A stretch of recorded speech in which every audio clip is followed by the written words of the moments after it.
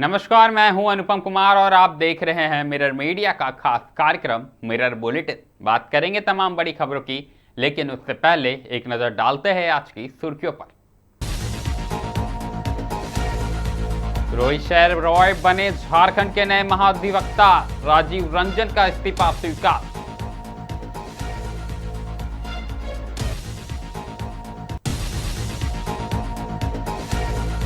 अवैध लोहा कटाई से बीसीसीएल की संपत्ति पर खतरा, बंद रोपवे बना चोरों का निशाना।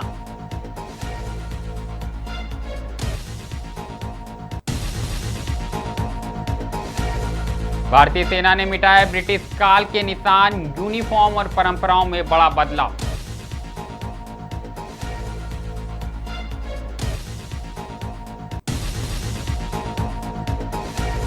दुर्गापुर के हाइड्रोलिक डंपर की लापरवाही से बिजली तार और खंभे टूटे, घंटों अंधेरे में रहा गांव।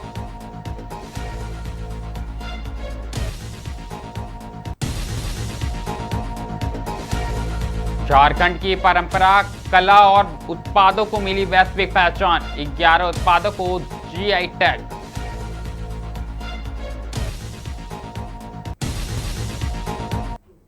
अब बढ़ेंगे खबरों की ओर। सबसे पहले हम बात करेंगे झारखंड में हुए प्रशासनिक बदलाव को लेकर। आपको बता दें कि झारखंड सरकार ने एक महत्वपूर्ण प्रशासनिक निर्णय लेते हुए राज्य के महाधिवक्ता यानी एडवोकेट जनरल पद पर नई नियुक्ति की घोषणा की है। सरकार ने निवर्तमान महाधिवक्ता राजीव रंजन का इस्तीफा स्वीकार कर लिया है और वरिष्ठ अधिवक्ता रोहित शैर रॉय को राज्य का नया महाधिवक्ता नियुक्त किया गया है। बता दें कि इस संबंध में विधि विभाग की ओर से अधिसूचना जारी कर दी गई है। साथ ही रोहित शैर रॉय अब राज्य सरकार के प्रमुख विधिक सलाहकार के रूप में कार्य करेंगे और विभिन्न न्यायिक मामलों में सरकार का पक्ष रखेंगे। उनकी नियुक्ति को राज्य की न्यायिक और प्रशासनिक व्यवस्था के लिए महत्वपूर्ण माना जा रहा है। बता दें कि रोहित शैर रॉय लंबे समय से विधि क्षेत्र में सक्रिय रहे हैं और संवैधानिक तथा प्रशासनिक मामलों में उनकी गहरी समझ मानी जाती है। सरकार को उम्मीद है कि उनके अनुभव का लाभ राज्य के महत्वपूर्ण कानूनी मामलों को मिलेगा। साथ ही राजीव रंजन के कार्यकाल के दौरान कई अहम मामलों में राज्य सरकार का प्रभावी पक्ष रखा गया है। सरकार ने उनके योगदान की सराहना करते हुए उन्हें भविष्य के लिए शुभकामनाएं दी है। साफ तौर पर बात करें तो नई नियुक्ति के साथ ही राज्य की कानून व्यवस्था में नए अध्याय की शुरुआत मानी जा रही है। राजनीतिक और कानूनी हलकमों में इस फैसले को लेकर चर्चा का माहौल है।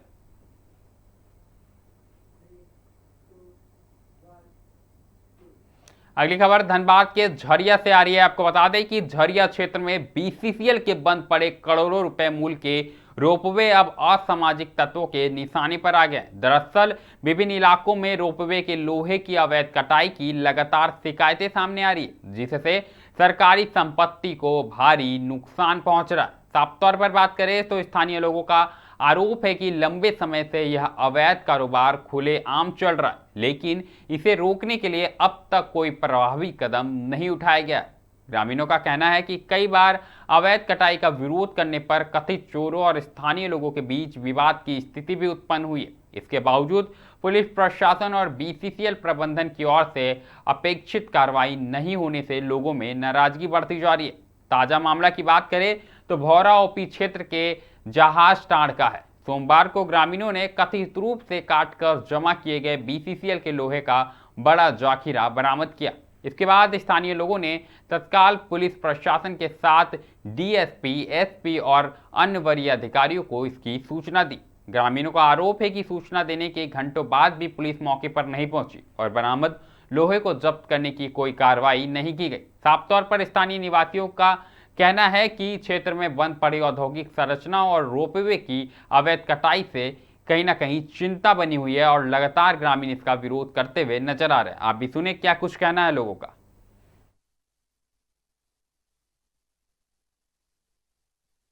जोहार, ये भौरा ओपी क्षेत्र है। भौरा ओपी क्षेत्र में एक गांव पड़ता है जहाज टाड़ बस्ती, जहां बीसीसीएल का कोलियोरी क्षेत्र है, भौरा कोलियोरी क्षेत्र।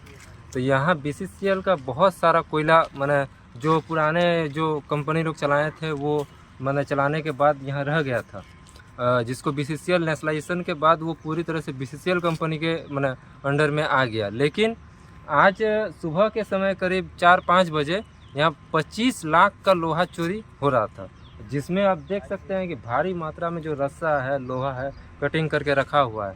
तो हम लोगों ने आकर के जब्त किया। उसके बाद मैंने डीएसपी को फ़ोन किया, डीएसपी साहब ने थाना प्रभारी को बोला, फिर मैंने एसएसपी को फ़ोन किया, एसएसपी साहब ने थाना प्रभारी को बोला, फिर मैंने कंट्रोल रूम रांची, दिल्ली सब जगह कॉल किए। और कॉल करने के बाद अभी तक इस मामले में थाना प्रभारी द्वारा संज्ञान नहीं लिया गया है। थाना प्रभारी सिविल ड्रेस में सुबह में आए थे और आ करके सब ग्रामीणों को धमकी दे करके गए हैं और एक ग्रामीण से उनका बहसा बहसी झगड़ा हो गया था। वो बोले हैं कि पटक के मारेंगे तुम लोग को, बहुत ज़्यादा हीरो बनता है, सारा लोहा चोरी का केस तुम लोग के ऊपर डाल देंगे और देखते हैं तुम लोग को कौन बचा। हम लोग का जान को अगर किसी तरह का कोई खतरा होता है या हम लोग को झूठा केस में फंसाया जाता है तो इस अगली खबर की बात करें तो अगली खबर भारतीय सेना से जुड़ी हुई है। आपको बता दें कि भारतीय सेना ने अपनी परंपराओं और वेशभूषा में बड़ा बदलाव करते हुए ब्रिटिश शासनकाल की कई पुरानी निशानियों को समाप्त कर दिया है। दरअसल सेना द्वारा किए गए इस बदलाव का उद्देश्य सैन्य परंपराओं को भारतीय सांस्कृतिक और स्वदेशी मूल्यों के अनुरूप में ढालना बताया गया है। नए निर्देशों के तहत अब सैन्य परेड और औपचारिक समारोह में रिव्यूइंग अफसर तलवार लेकर नहीं चलेंगे। यह परंपरा ब्रिटिश काल से चली आ रही थी, जिसे अब समाप्त कर दिया गया है। बता दें कि इसके अलावा सेना की औपचारिक पोशाक में पहली बार बंदी जैकेट को शामिल किया गया। यह भारतीय परिधान शैली से प्रेरित है और देश की सांस्कृतिक पहचान को दर्शाता है। सेना के अधिकारियों के अनुसार हाल के वर्षों में सशस्त्र बलों में कई सुधार किए गए हैं, जिनका उद्देश्य औपनिवेशिक विरासत के प्रतीकों को हटाकर भारतीय सैन्य परंपराओं को मजबूत करना है। इससे पहले की बात करें तो इससे पहले भी विभिन्न सैन्य प्रतिष्ठानों, समारोह और नियमों में बदलाव किए जा चुके हैं। साफ तौर पर रक्षा विशेषज्ञों का मानना है कि यह कदम भारतीय सेना की आधुनिक और आत्मनिर्भर पहचान को और मजबूत करेगा। साथ ही जवानों और अधिकारियों के बीच भारतीय संस्कृति के प्रति गर्व की भावना को बढ़ावा मिलेगा। सेना में किए जा रहे ये बदलाव भारतीयकरण की व्यापक प्रक्रिया का हिस्सा माने जा रहे, जिसके तहत सैन्य परंपराओं को देश की ऐतिहासिक और सांस्कृतिक विरासत से जोड़ा जा रहा है।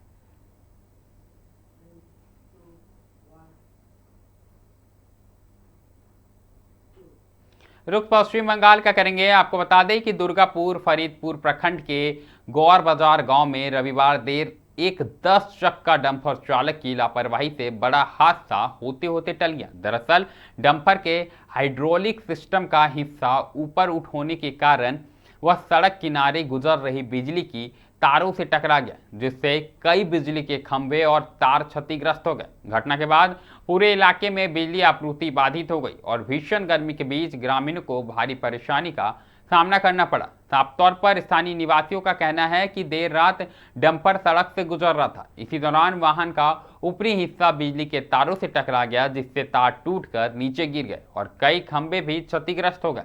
घटना की आवाज सुनकर आसपास के लोग मौके पर पहुंच गए और डंपर के खलासी को पकड़ लिया। हालांकि चालक अंधेरे का फायदा उठाकर मौके से फरार हो गया। ग्रामीणों के अनुसार बाद में कुछ लोगों ने वाहन को छोड़ दिया, जिसके बाद चालक वाहन लेकर वहां से निकल गया। घटना की सूचना मिलते ही ड्यूटी पर तैनात नागरिक स्वयंसेवक मौके पर पहुंचे और फरीदपुर थाना को इसकी सूचना दी। पुलिस ने कार्रवाई करते वाहन को जब्त कर लिया और मामले की जांच शुरू कर दी है।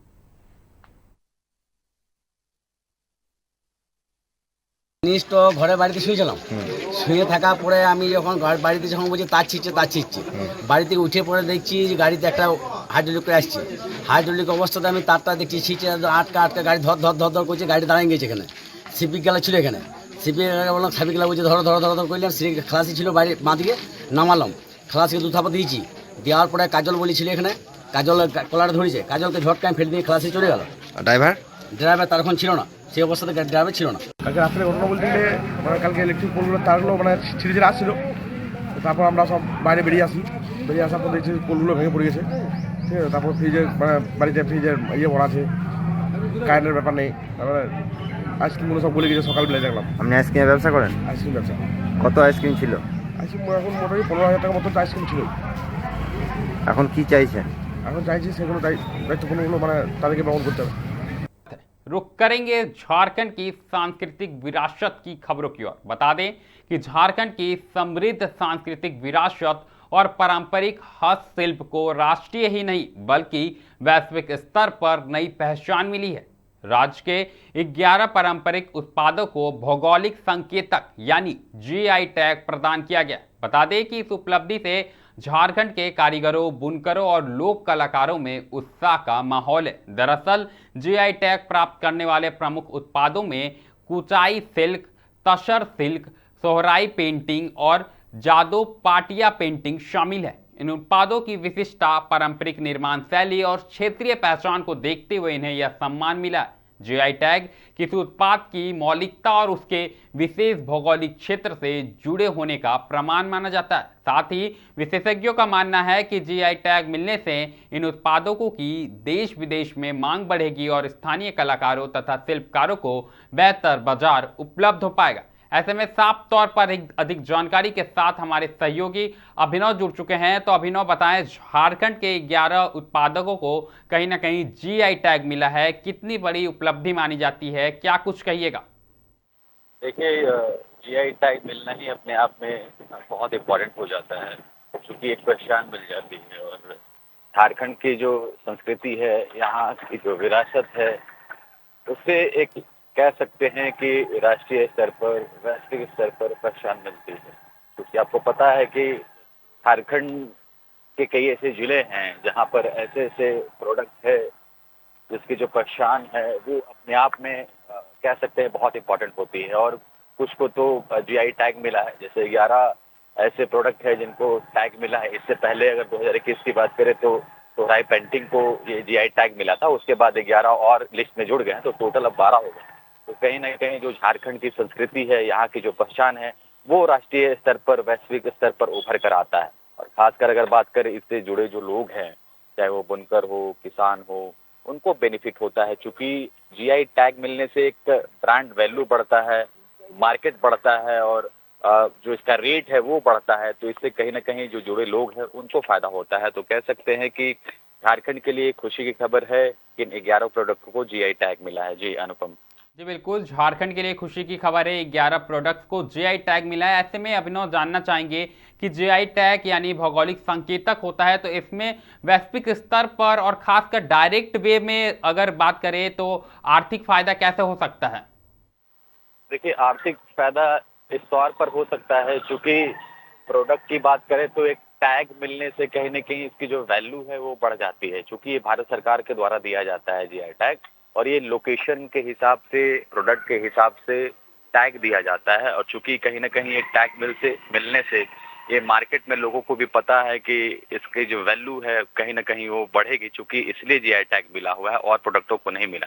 तो जिन प्रोडक्टों को टैग मिलता है वो मार्केट में भी उसका रेशियो होता है और मार्केट में भी लोगों को पता होता है कि इसकी महत्ता कितनी है। तो कहीं ना कहीं उसका जो रेट है वो बढ़ता है, और मार्केट वैल्यू जब बढ़ती है तो कहीं ना कहीं जो किसान, जो बुनकर इससे जुड़े होते हैं, उनको आर्थिक लाभ होता है। तो ये बहुत इंपॉर्टेंट हो जाता है कि इन चीजों का अगर जीआई टैग मिलता है तो झारखंड के लिए खुशखबरी वाली बात है। जी बिल्कुल, जानकारी के लिए बहुत बहुत धन्यवाद अभिनव। तो साफ तौर पर जीआई टैग मिलने से झारखंड में कहीं ना कहीं खुशी की बात है और झारखंड की संस्कृति को एक नई पहचान मिलेगी, साथ ही साथ रोजगार के एक नए आयाम का सृजन होगा। ये तो बात रही जीआई टैग की, लेकिन जो अगली खबर है वो मौसम से जुड़ी हुई है। आपको बता दें कि मौसम ने कहीं ना कहीं झारखंड में दक्षिण पश्चिम मानसून ने समय पर दस्तक दे दी है। दरअसल भीषण गर्मी से जूझ रहे लोगों को बड़ी राहत मिली है। बता दें कि मानसून के सक्रिय होने के बाद राज्य के विभिन्न जिलों में लगातार बारिश दर्ज की गई, जिसके कारण तापमान में 8 से 10 डिग्री सेल्सियस तक की गिरावट आई है। मौसम के बदले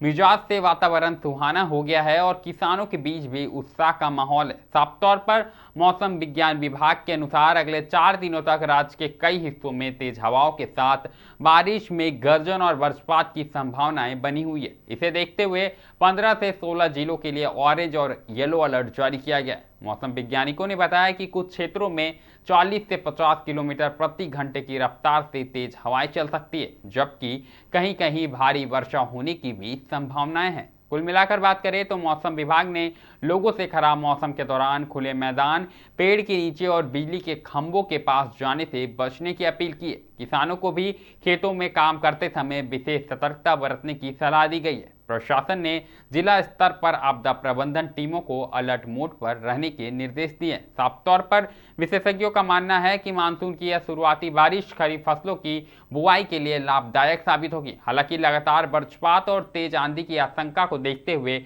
लोगों को मौसम विभाग द्वारा जारी निर्देशों का पालन करने की सलाह दी गई है।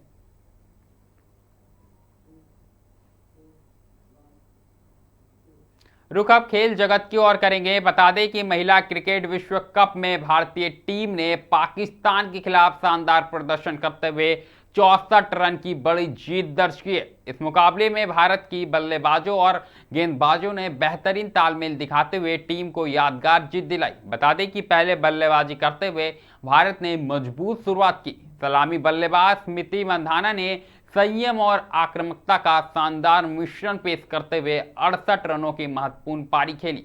उनकी पारी की बदौलत भारतीय टीम सम्मानजनक स्कोर तक पहुंचने में सफल रही। मध्य क्रम के बल्लेबाजों ने भी उपयोगी योगदान देकर टीम की स्थिति मजबूत की।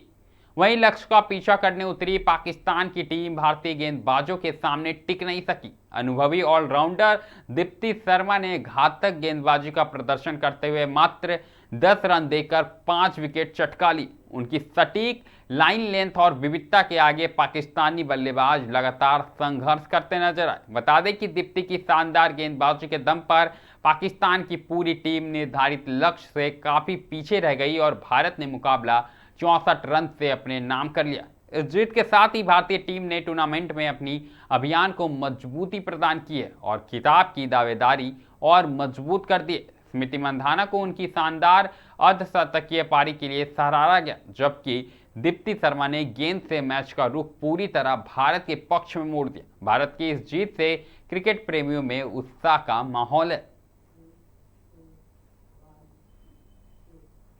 बता दें कि अगली खबर मध्य प्रदेश से आई है। मध्य प्रदेश के मुरैना जिले में एक दर्दनाक रेल हादसे में 4 यात्रियों की मौत हो गई है। बताया जा रहा है कि ट्रेन में आग लगने की अफवाह फैलने के बाद घबराए यात्री ट्रेन से उतरकर रेलवे ट्रैक पर चले गए। इसी दौरान सामने से आ रही तेज रफ्तार दूसरी ट्रेन की चपेट में आने से 4 लोगों की मौके पर ही मौत हो गई। मृतकों में एक महिला और उसका बेटा भी शामिल है। घटना के बाद रेलवे प्रशासन और स्थानीय पुलिस मौके पर पहुंची तथा राहत एवं बचाव कार्य शुरू किया। हादसे के कारण कुछ समय के लिए रेल परिचालन भी प्रभावित रहा है। बता दें कि प्रारंभिक जांच में सामने आया है कि ट्रेन के एक डिब्बे में धुआं दिखाई देने की सूचना के बाद यात्रियों के बीच अफरा तफरी मच गई थी। कई लोग बिना स्थिति की पुष्टि किए ट्रेन से नीचे उतर गए। इसी दौरान दूसरे ट्रैक पर आ रही ट्रेन को देख संभलने का मौका नहीं मिला और यह बड़ा हादसा हो गया। रेलवे अधिकारियों ने घटना की जांच के आदेश दे दिए हैं। वहीं बात करें तो प्रशासन ने मृतकों के परिजन के प्रति संवेदना व्यक्त करते हुए हर संभव सहायता का भरोसा दिलाया। यात्रियों से अपील की गई है कि किसी भी आपात स्थिति में अफवाहों पर ना ध्यान दें और रेलवे कर्मचारियों को कहीं ना कहीं दिए गए निर्देशों का जो है वो पालन करें।